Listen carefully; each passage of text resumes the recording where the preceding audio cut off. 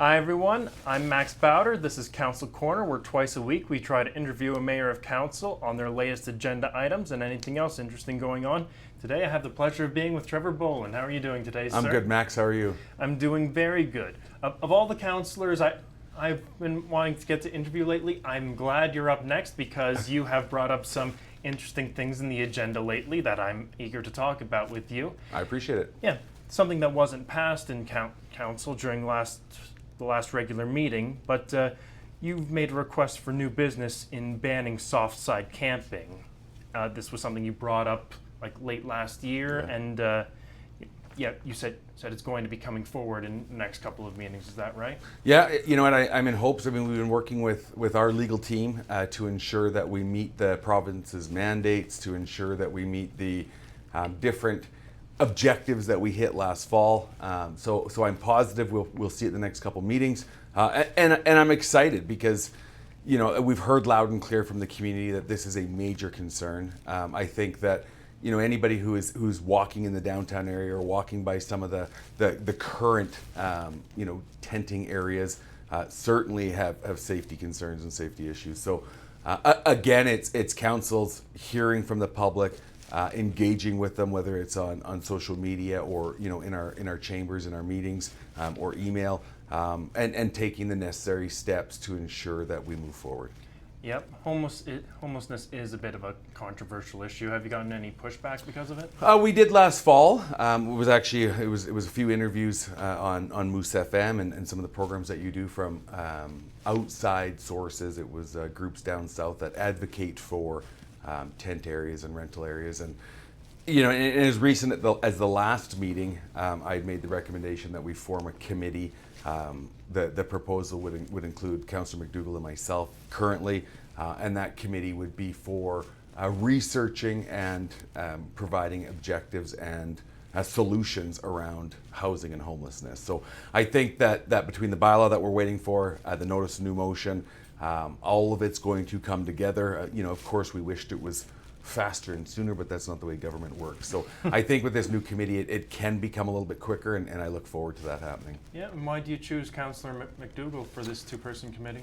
So Councillor McDougall has vast experience in the science side of health, as well as the inspection side of health. So Councillor Clausen has also reached out that he's quite interested in it with his provincial side of UBCM, et cetera. So you know what, it was a matter of finding kind of what missing pieces could be met through council, and from there we'll reach out and work with staff and work with stakeholders and industry to be able to come up with some good solutions.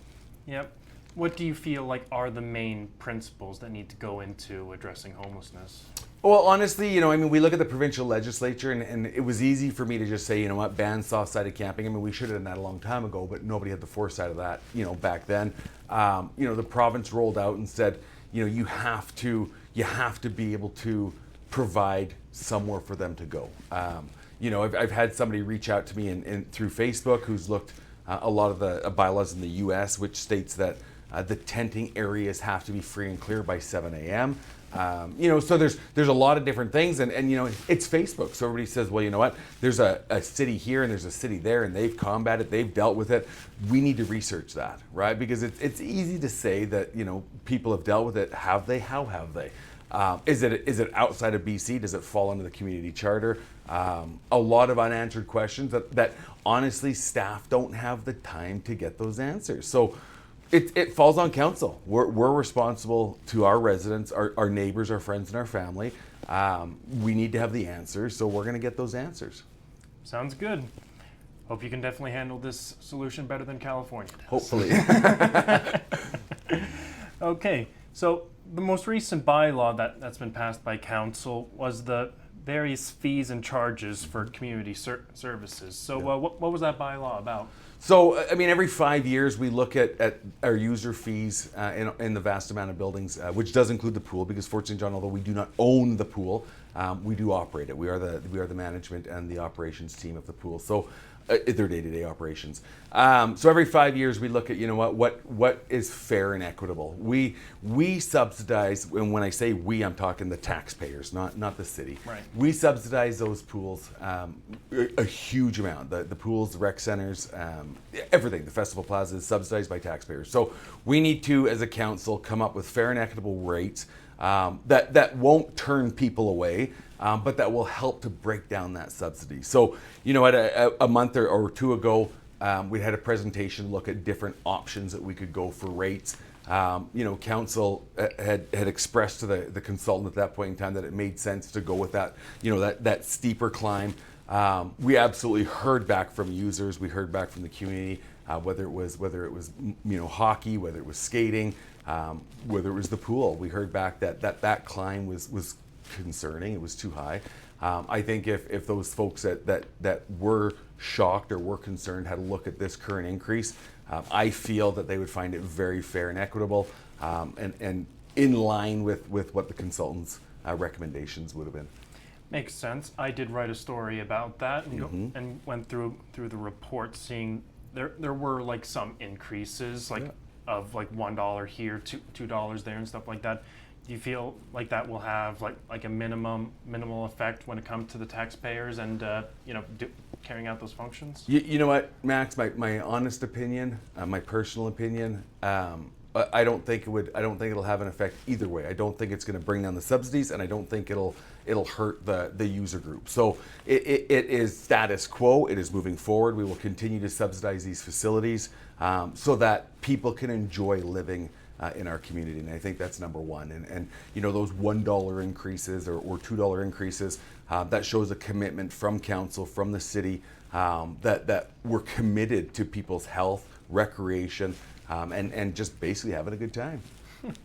Fair enough.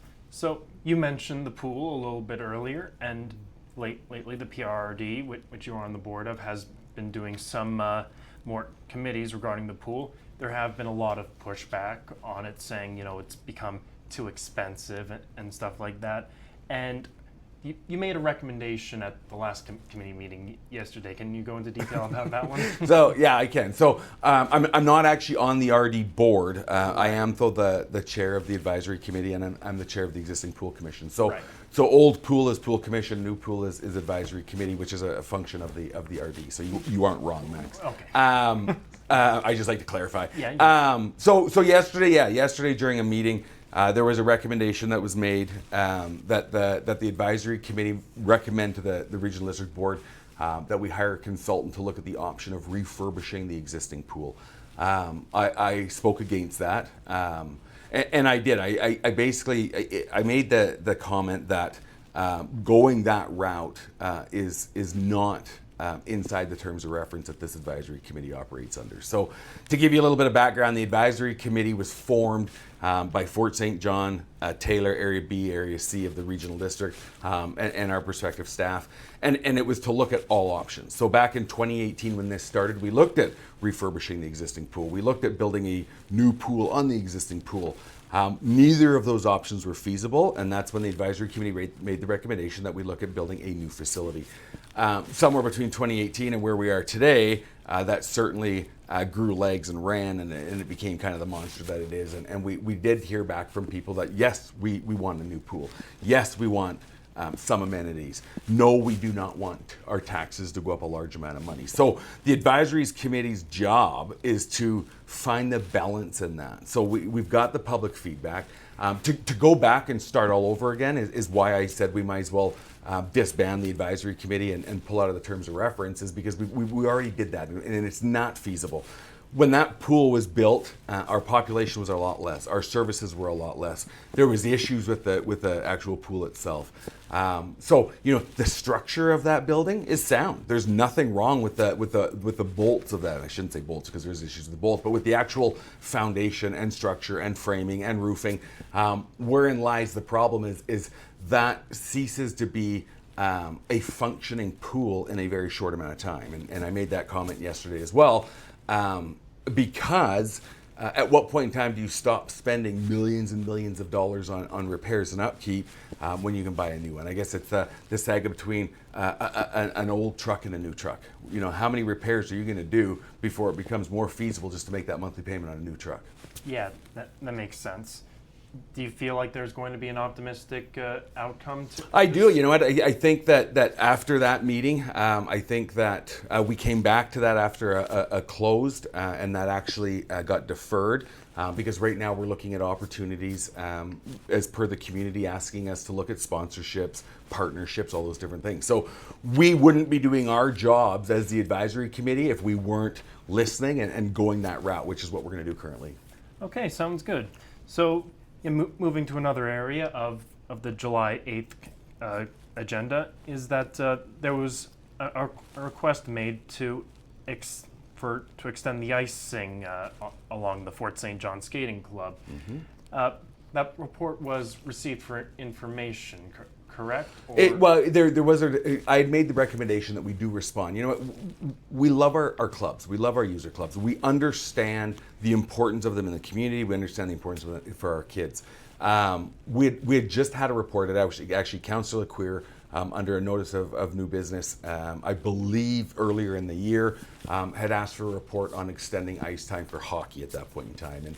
And when the details all came back and the information that came back, council then has to again balance to that subsidy in order to open that longer versus what the actual benefit of that would be and what would it affect on the other side to non-ice users. So it came back and we issued the fact that council made the recommendation that it was not able to do that at that time. So my recommendation to the skating club was that we send them a letter with the same information that we had for Jim's or for Councillor Queer's request on hockey, and that will go out this week. It's not a no, it's just it's not at this time, and you know we're already so deep into looking at expanding a lot of the services we provide, but we also hear from the taxpayers we don't want to pay more taxes. So balance. Yeah, that makes a lot of sense. So if it's not now, but when is that?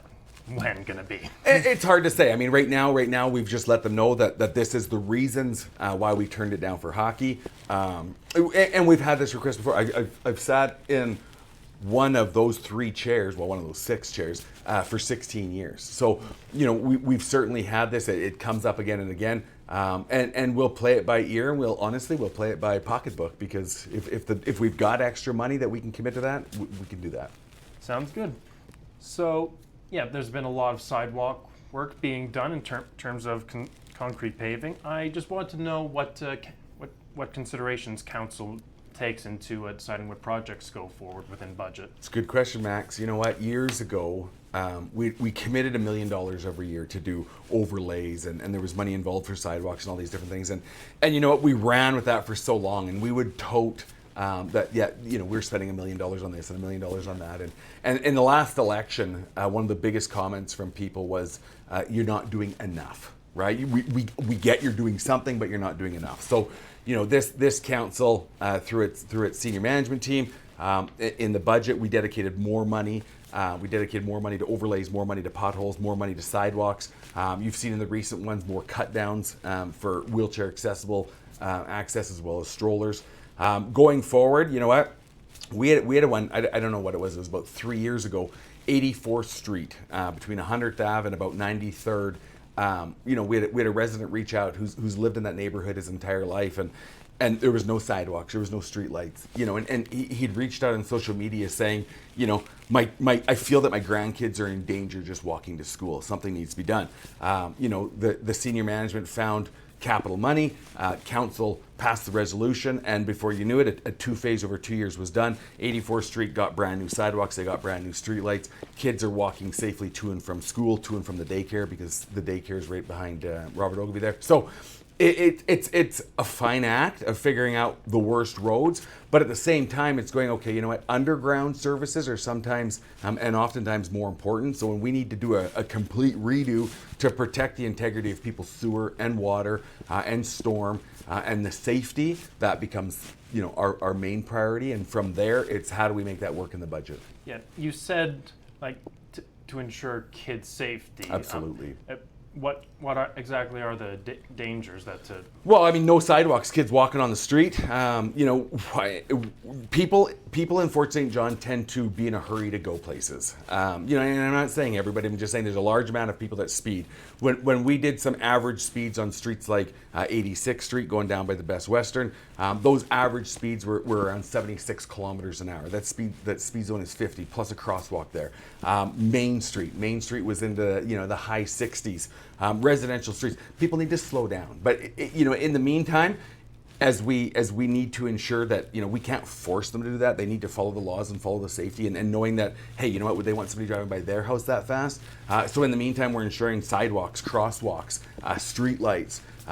And not only kids. I mean, I use kids because the 84th is a big area for the schools and stuff. But even 100th Street, you look at the sidewalks. I mean, one of the main concerns we had on the old design of 100th Street was wheelchairs, strollers, families with young kids.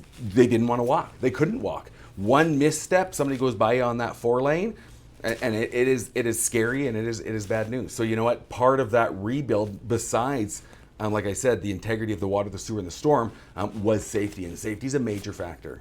Obviously, that does show a good way of how you had to use services to keep kids safe. So absolutely, yeah, amazing. All right, last thing I have on here, a new topic from UBCM, the Canada Community Building Fund agreement was brought up again. You mind telling us a bit about that? Oh yeah, I mean, I think the biggest showcase of this is the fact that British Columbian municipalities, and Councillor Clausen is on the UBCM board, and we've supported him for years on that. British Columbia UBCM stepped out through its member municipalities to ensure that it was one of the first few that was in line for this grant funding. So you know what, I think the fact that Fort St. John is a part of that, I think is huge. I think the work that Councillor Clausen does on that for us is fundamental, and it's going to continue to be fundamental. These funds can be used to build community, which, if we look back at the past even decade or decade and a half, and the different amounts of grants and funding we've used in order to put in walking trails and enhancements in parks, and like we talked about with safety features, this is one way we're going to be able to use those funds, which are federal but submitted through the UBCM, in order to continue to build Fort St. John. Fort St. John is a beautiful city. You know what? We've come a long way. I drove up Main Street the other day. It was evening. The lights on the benches and the trees were all up. The flowers we've got on Main Street, I don't think you'd find those in any other community, in our own baskets that are cared for. Let's continue to grow Fort St. John. Let's continue to make it so people desire to not only stay living here, but move here. And you know what? That brings doctors, that brings engineers, that brings families. And ensuring we've got a team inside our staff that are able to go after the grants that are provided is less money the taxpayers have to pay to live in a better city. Obviously, and I've been living here for about 7 months now. I can honestly say this town has been great for me. It does have a good small town feel, but yes, very has a lot of potential for growing. So that's Agreed. great. How you mentioning the funds? Do you know what the exact dollar amounts are? At this time, I don't. I don't think we've actually allocated an exact dollar amount to Fort St. John. But I can certainly find out for you, Max, and we can follow up with that. Yep, that makes sense. All right, is there anything else you would like us to go over before we sign off? No, I think, you know what, people, I'm hoping that they continue watching us. I mean, this is a huge opportunity that Council has, teaming up with you guys to bring this to the folks of Fort St. John. So continue to watch, continue to stay engaged, and continue to reach out to your council, because like we've talked about, that's how changes get made, and that's how information is shared. Exactly. We always hope to get the people more informed. Obviously, a more informed population can make better decisions. True. We would obviously even want the residents to know if there's any questions we would want to ask you. Hopefully, the difficult questions might not throw any councillors off guard. Ask us anything you want, Max. All right, sounds good. Well, thank you so much for joining me, Mr. Bolin. It's been a pleasure. Hopefully, we do this again sometime when we go around again. We will. Thanks. All right, have a great day. You too. Once again, I'm Max. This is Council Corner. Thank you, and have a nice day.